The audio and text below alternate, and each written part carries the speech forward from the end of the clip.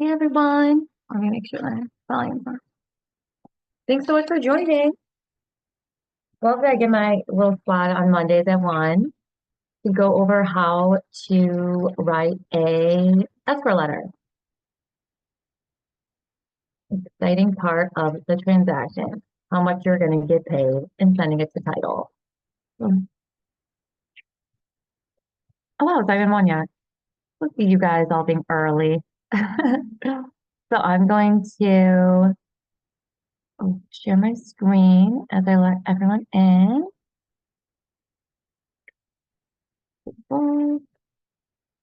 Okay, a little bit bigger.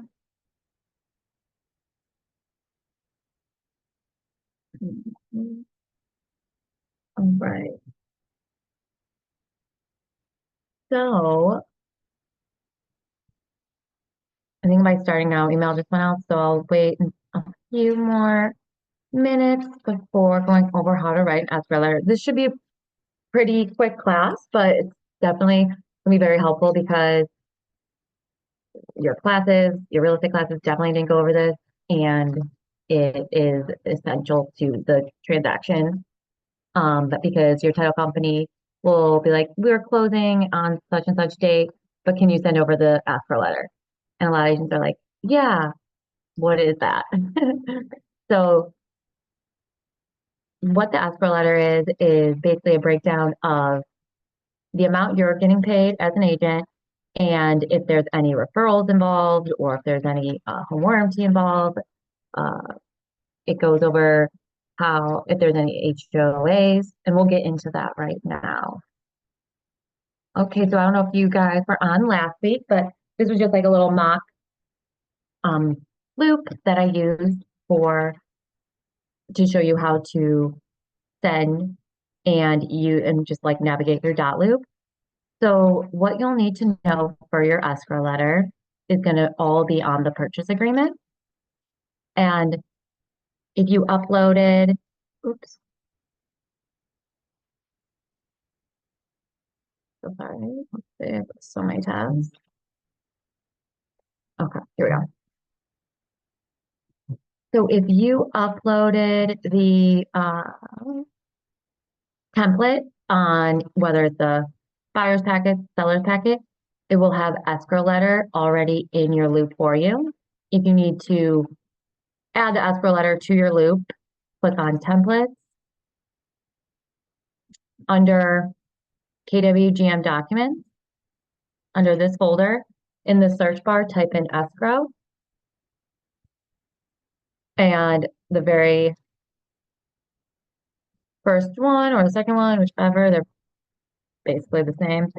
But we'll use the second one. This one the most recent. Then you're going to click copy to, copy as .loop document to loop. Click what loop you would like to send that to. And actually, there's an easier way. One second, sorry. Easier way. Add document, go to templates, KWGM folders, and then type an escrow letter here. Click check, click copy, and then okay. Your very top, the template or the very first document is going to be the escrow letter. This is how you add it to your loop. Click on that. Hopefully you'll have like the buyer's information, their sellers, the listing agent to your loop. So autofill, that's where autofill would be super helpful. Go ahead and click autofill. Okay. In the right-hand corner, it's going to say date created, date updated. If you created your escrow letter right when you became under contract, that's when you can go ahead and put that date in. Honestly, even if you didn't create it right when you went under contract, I do recommend just using the contract date under date created because then that will help you fill out the rest of the document. So when I'm filling out the escrow letter, what I like to do is almost create a side-by-side with my screens. So I'm going to right click and click duplicate my tab.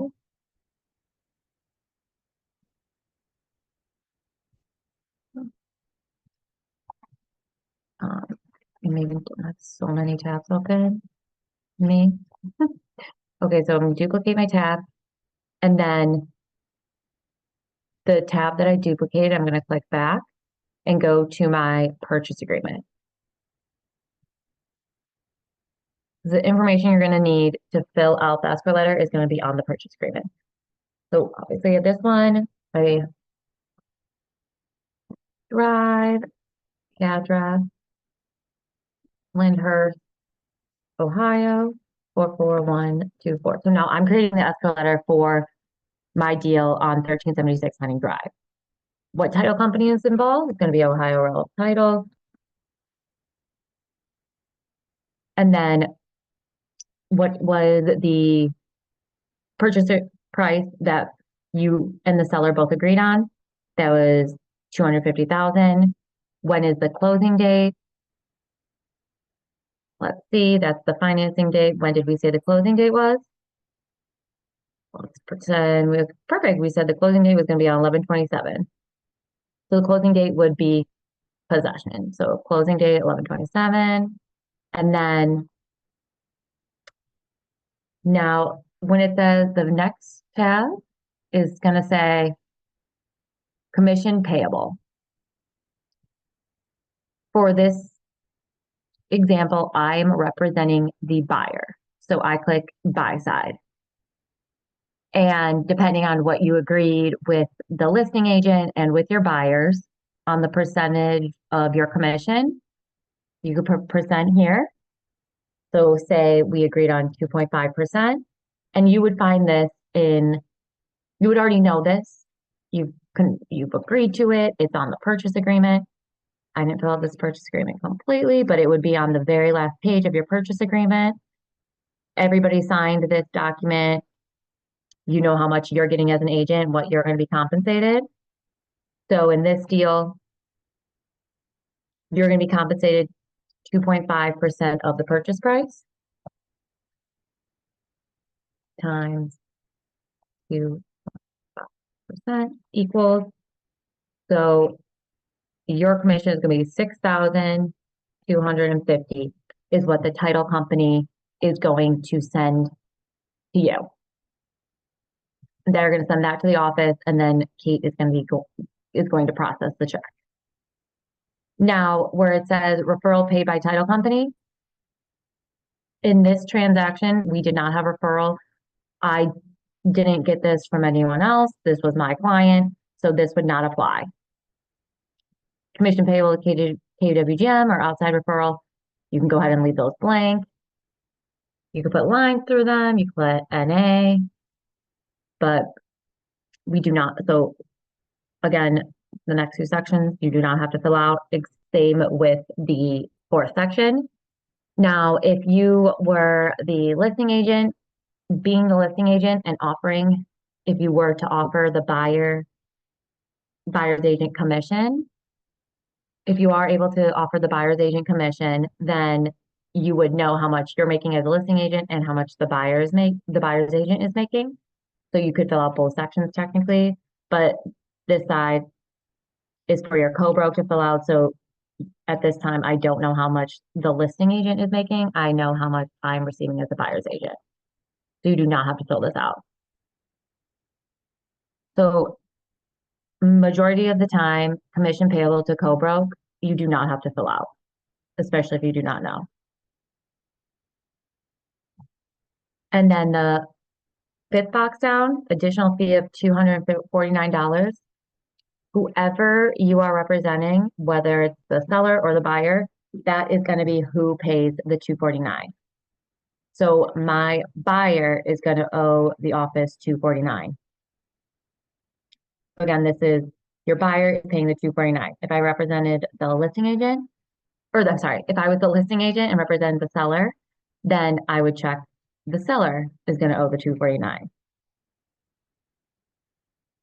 Okay. Again, there was no referral involved in the transaction. So you can go ahead and just put lines here. You could put NA, whatever you'd like. And now home warranty. Did your buyer want to purchase the home warranty for the property? Was the listing agent or was the seller providing that for you? And we would know that within the transaction. So for example, let's see, let's pull this out of them. You would find that again, that would be in your purchase agreement, line 100, limited home warranty. Who would be providing it and who would be taking care of the cost would be right here. You would all discuss that and confirm that prior to. So let's just say in this case, there is a home warranty involved. The company that is going to be who do the home warranty is going to be America's Preferred Home Warranty. For short, we do APHW. You can also type out America's Preferred Home Warranty, whatever you would like. But then you probably have to make the box a little bit bigger. So just so you know, APHW means America's Preferred Home Warranty. And you can always add, okay. So you can always add, make the font. Oh yeah, if you want to make the font smaller to fit that, you can. Preferred home. Okay, home warranty could be HW. But anyways, just so everyone knows, APHW means America's Preferred Home Warranty. Make this also bigger so you could change the fonts, the font style and size here. You didn't know that, just so you know. And then whoever is covering the cost of the home warranty. So let's say for this transaction, the seller is providing the home warranty through America's Preferred Home Warranty, and the home warranty they're providing is the $499. So that title knows that to charge the seller the home warranty fee of $499, but it's going to be a credit to your buyer. Okay. Now, HOA association. Again, you'll know if an HOA was involved in the transaction. And if there is an HOA, so we can go ahead and pull that up real quick. Give me a moment.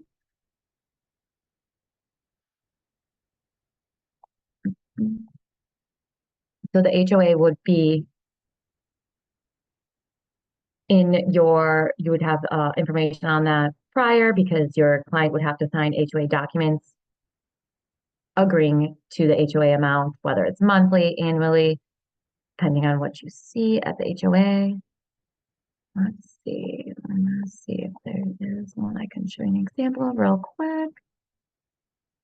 That would have an HOA, so you know what I'm talking about.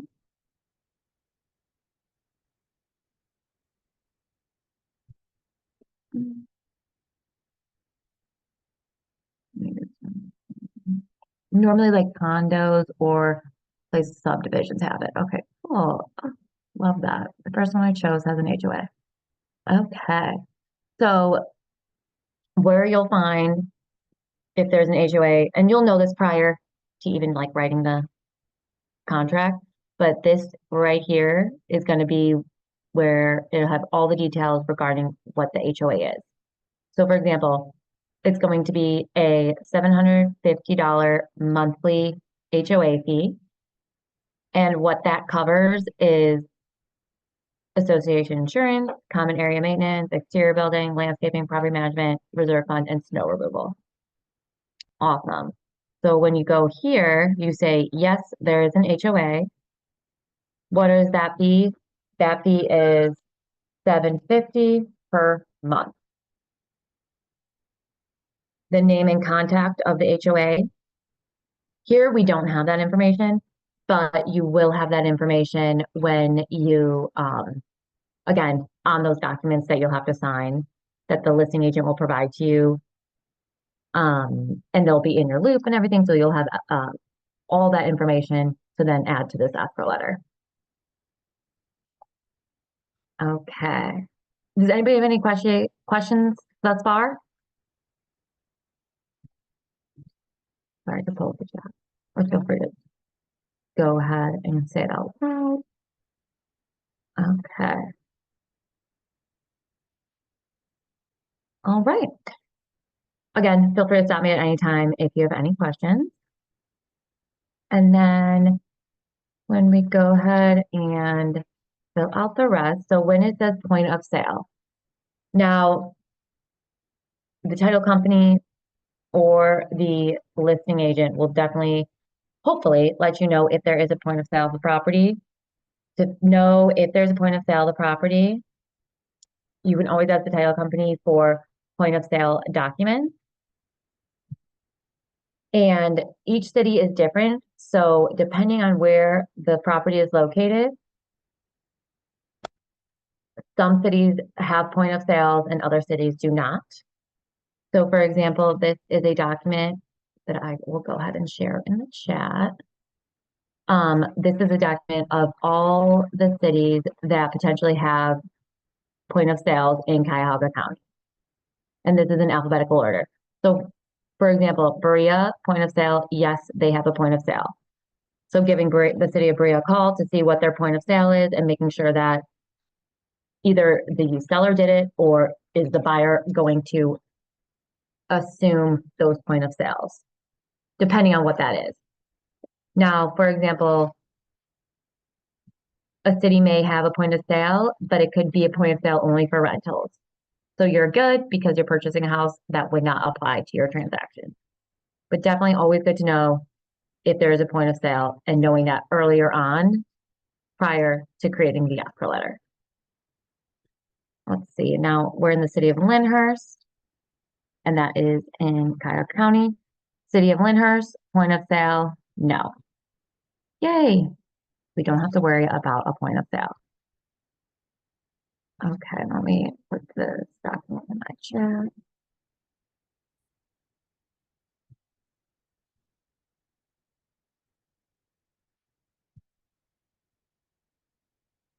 If I could find it again.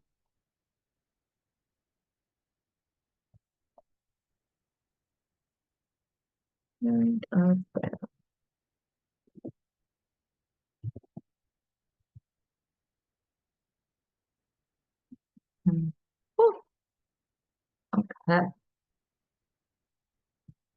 So everybody has that to reference.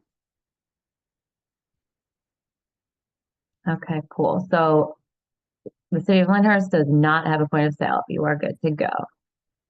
Now, the buyer's information, you do not have to put their address. So like my buyer is purchasing 1376 Henning Drive. I'm not going to put their address because they're moving clearly soon. So, but you will definitely put their phone number and their email address in there because the title company is going to need that. Then you being the selling agent, I represent my buyer. And then over here, just putting the seller's name, for example. So you could do the seller's name. If you know their phone number, email, go ahead and include that. No need to put their address, but feel free to include the phone and email if you know it. If not, no worries. And then definitely including whoever the listing agent is on the property. So for example,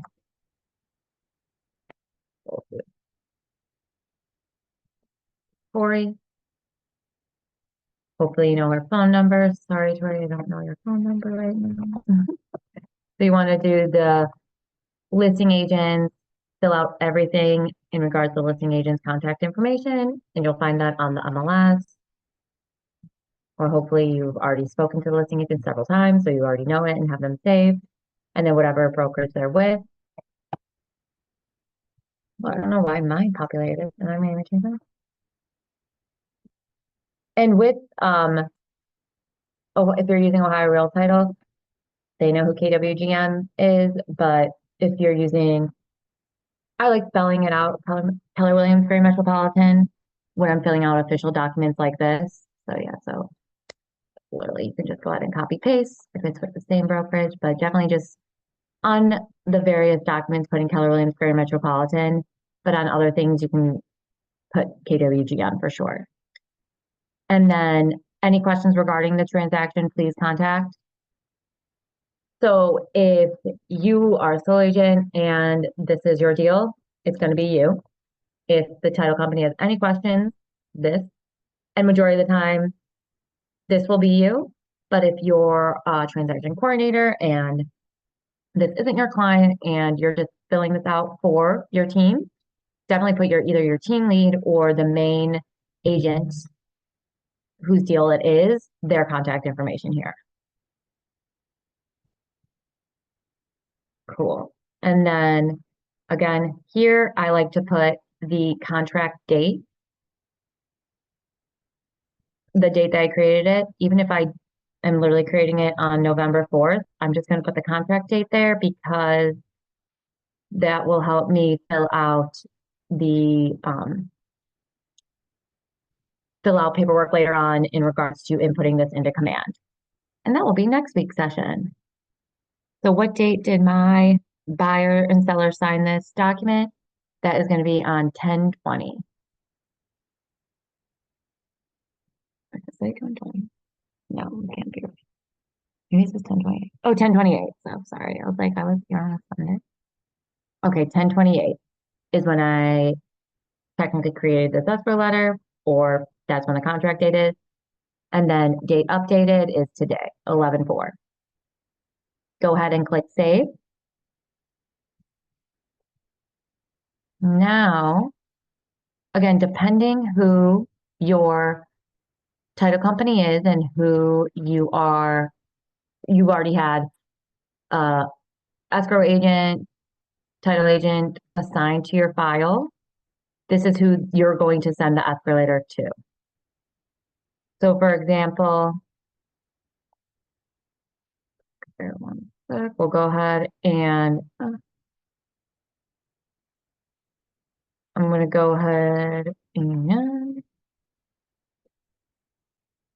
go to my email.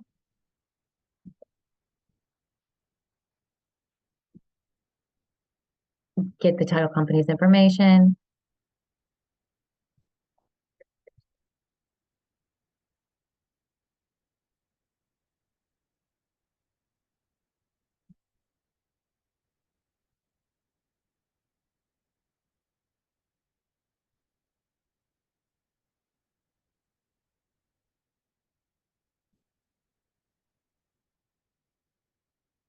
Okay.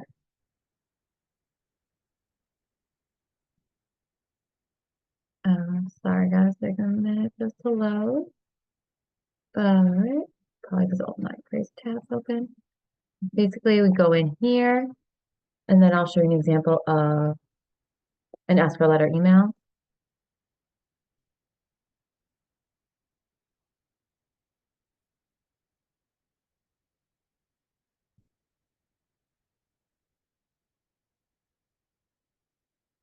So you know what to write when you're sending the title company a copy of the escrow letter.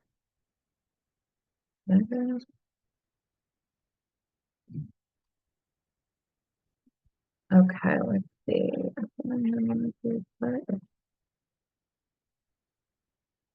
Okay, cool. For example. Okay, so when you go to send the title company a copy of the escrow letter, and if your buyer is purchasing the home warranty, you would also send them a copy of the home warranty. So for example, this transaction I sent to my title company, any agent, both title agents that were assigned to my title company. I put the address from the escrow letter. So this one would be 1376 Henning Drive, Lind, Ohio, 44124. Then here I'm going to do escrow letter. So for example, we don't have the home warranty for this transaction. So we're just going to send them the escrow letter. And you would send them a message like, good morning, good afternoon.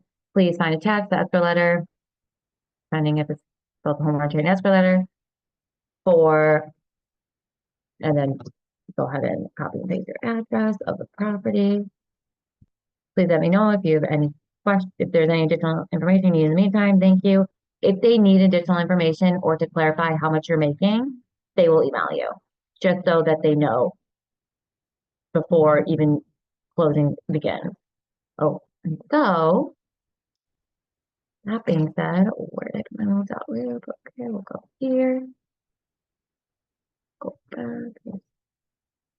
So you go to your escrow letter that you just created.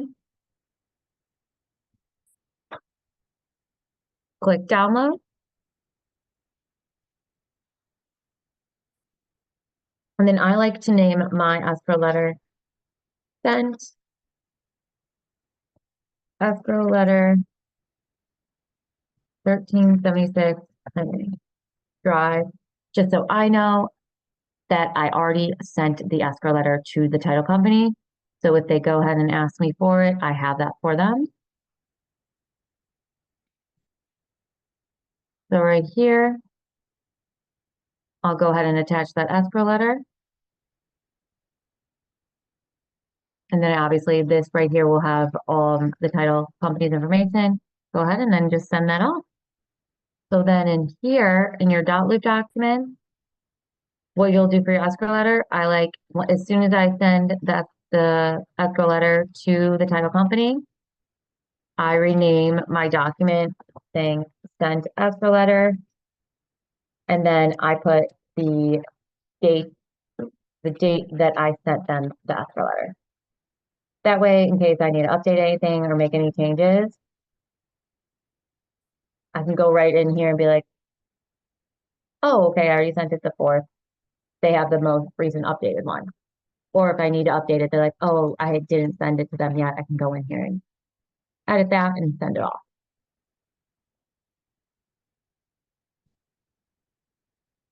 Okay, does anybody have any questions?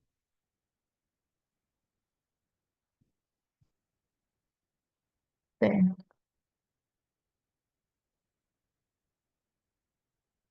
Oh, thanks, Kelly, for adding that. Yeah, so you will need a blank addendum adding a good point to this. So you will need a blank addendum adding the warranty if it isn't in the original contract. So if your buyer's like, no, I don't want a home warranty, but then thought about it and later wanted to add it to the contract, you will need to create a blank addendum adding the home warranty to your contract if it isn't in the original. Because title is always going to reference your original contract and be like, oh, you have a home warranty. Well, it doesn't say it in the contract. That's why you'll need to add an addendum to the contract. And how you do that, you just click add templates, KWGM documents, type in the word addendum, scroll through the various addendums. We'll do a blank failed addendum, copy, okay. And now you will go, and you'll need this to be signed by both your client and the seller if you're adding a home warranty. Even if your buyer is providing the home warranty, the seller will still need to sign that. Oh, good point. And yeah, that's definitely a step that agents miss. I even miss too. If there is a home warranty involved, you will need to activate basically the home warranty with the home warranty company. So you get a contract number to provide that to the title company. So if a home warranty is involved, your buyer's like, yes, I want to pay for a home warranty for the property. Make sure that you add that to your America's Preferred Home Warranty account. And if you haven't created a home warranty account, if you have not created a home warranty account in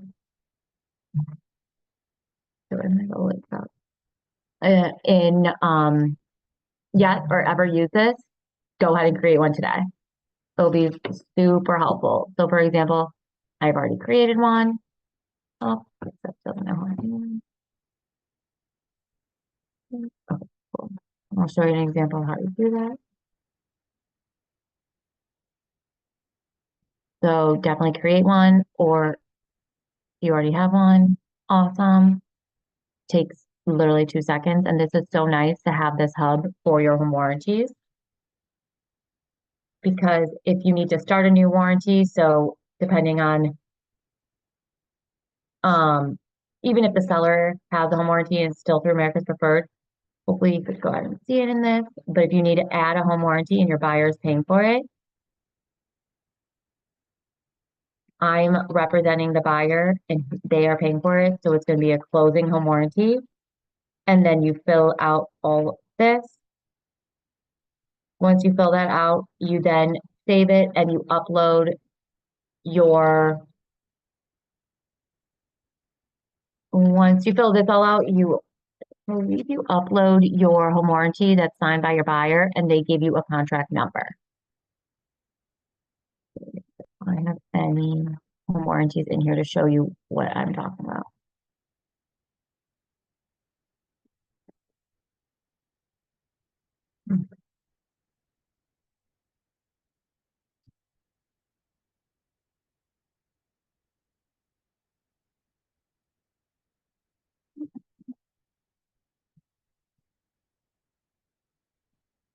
So I know I have,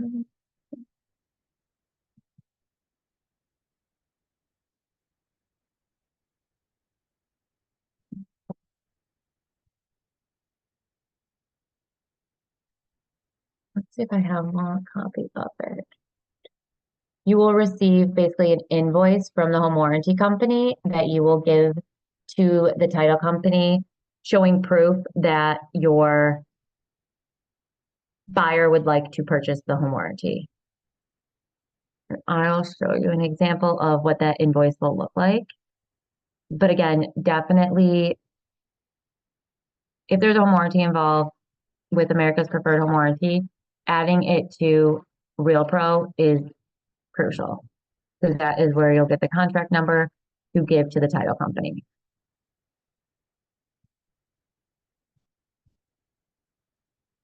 And I always like, whenever I get that contract number, I upload them into my loop so that I could reference them later on.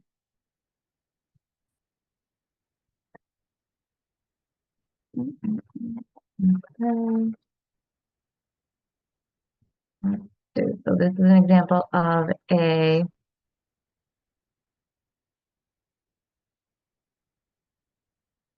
your signed America's Preferred Home Warranty is right here.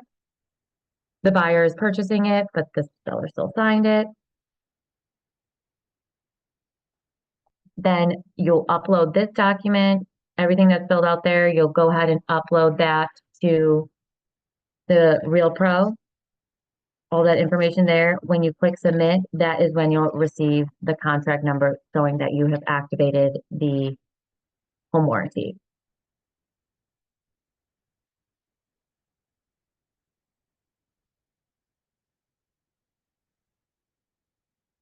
All right, thanks for including that, Kelly. That is super helpful. Any questions on the home warranty process or how to fill out an escrow letter? So for example, right here,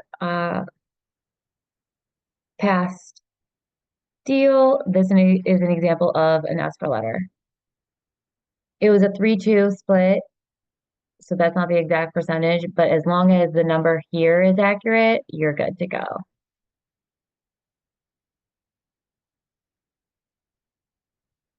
And yeah, so this is an example of a complete escrow letter. Like I said, when referrals are involved, go ahead and do that. And then you download this and send it to your the title agent. If there's a home warranty involved, you also send that invoice to them, which you'll get through Real Pro. And if you have any questions on Real Pro or anything like that, our Renee Kozak is our affiliate and the representative for America's Preferred Home Warranty, and she is great and is super helpful in explaining that. Okay, all right. Well, thanks so much for joining today, guys. If you have any questions, let me know. And yeah, thanks, Kelly, for including that because the home warranty process could get confusing. But again, if a home warranty is involved, add it to your Real Pro, and it's super easy to keep track of and know all the information that you need to then provide the title along with the escrow letter. So closer to closing, the title company is going to need a copy of the escrow letter and the home warranty if applicable. Okay, thank you. Have a great rest of your Monday, everyone. Thanks for joining. Thank you. Thanks.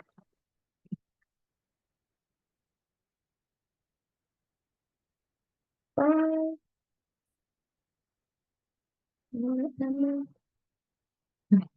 Have a good day.